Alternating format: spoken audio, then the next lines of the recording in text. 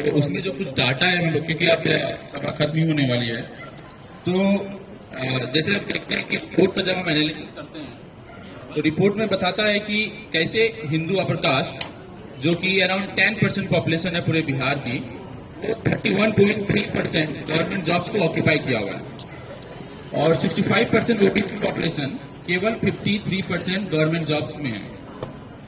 सवाल ये खड़ा होता है कि जब 10% पॉपुलेशन ऑलरेडी 31.3% गवर्नमेंट जॉब्स में है, तो आप ईडब्ल्यूएस का 10% रिजर्वेशन किस चीज का? इस कास्ट सेंसस की रिपोर्ट में जो एक चीज होनी चाहिए और जो नहीं थी, वो ये कि कैसे अलग अलग कास्ट के जाति के लोगों का ग्रुप ए, ग्रुप बी और ग्रुप सी और ग्रुप डी के सर्विसेज में भागीदारी है। क्योंकि कई स्कॉलर्स का मानना है कि जो मैक्सिमम गवर्नमेंट जॉब्स दलितों को और पिछड़ों को मिलता है, वो ग्रुप सी और ग्रुप डी के जॉब्स में मिलता है, ना कि ग्रुप ए और ग्रुप बी में होता है। अगर ये भी डाटा हमें मिलता तो ये आइडिया हमें समझ में आता कि प्रमोशन में रिजर्वेशन कितना इंपॉर्टेंट है। बिहार कास्ट सर्वे का डेटा ये भी बतलाता है कि कैसे हिंदू अपर कास्ट और मुस्लिम अपर कास्ट में हाई डिस्पैरिटीज है।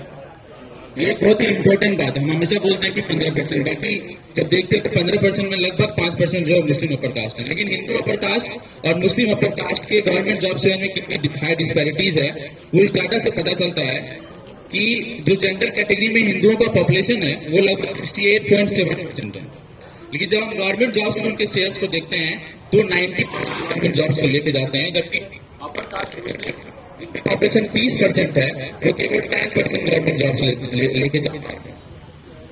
साथियों, यहाँ पे मैं कुछ जातियों के नाम लेना चाहता हूँ। ये वो जातियां हैं जिनकी आबादी बिहार में 5 से भी कम है। इन जातियों का नाम है जादूपतिया, कोस्ता, हिलका, पहिला, ढेकारू, सौता, कोरकू, भास्कर, सवर, पिजिया, पिरौर, खोंड, वरिजिया हो।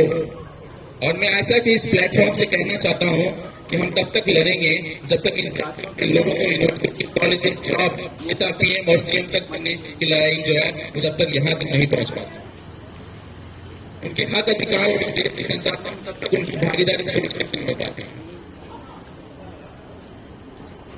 बीजेपी जैसी सरकार ने रिजर्वेशन के इफेक्ट को मिटिगेट करने के लिए प्राइवेटाइजेशन कर जॉब से लेकर सब कुछ अंबानी अडानी के हाथों में बेचा जा रहा है।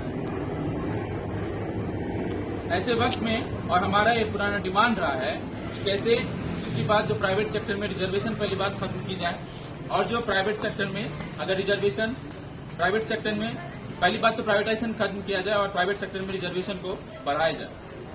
हम जब भी ये बात करते हैं तो वो कहते हैं कि नहीं इससे कंपनियां नहीं आएंगी, इन्वेस्ट नहीं होगा और लोग देश छोड़ के चले जाएंगे।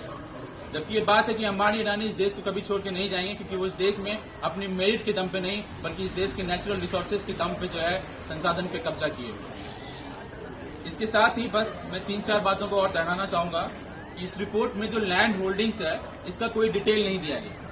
इस रिपोर्ट में ये नहीं बताया गया, जबकि रिपोर्ट में डाटा कलेक्ट किया गया है, बल्कि बताया नहीं गया है कि किस जाति के पास कितना लैंड है। सरकार, बिहार सरकार जल्द से जल्द इस डाटा को भी कलेक्ट करे और इसके साथ साथ नेशन वाइड कास्ट सेंसस करवाया जाए और प्राइवेट सेक्टर में प्रोपोर्शनल रिजर्वेशन और इसके साथ साथ बाकी सेक्टर्स में प्रोपोर्शनल रिजर्वेशन को इम्प्लीमेंट किया जाए। बहुत सारे ऐसे सेक्टर हैं जहां पर अभी भी रिजर्वेशन नहीं लागू है, जैसे कि मिलिट्री और इंडियन आर्मी जैसे सेक्टर्स में, वहां भी जल्द से जल्द इस चीज को लागू किया जाए। और लास्ट जो बात है दलित मुस्लिम और दलित क्रिश्चियंस का, जिसको कि एससी कैटेगरी में स्टेटस मिलके और उसके साथ ही जो प्रोपोर्शनल रिजर्वेशन में उसको रैशनलाइज किया जाए। जय भीम, लाल।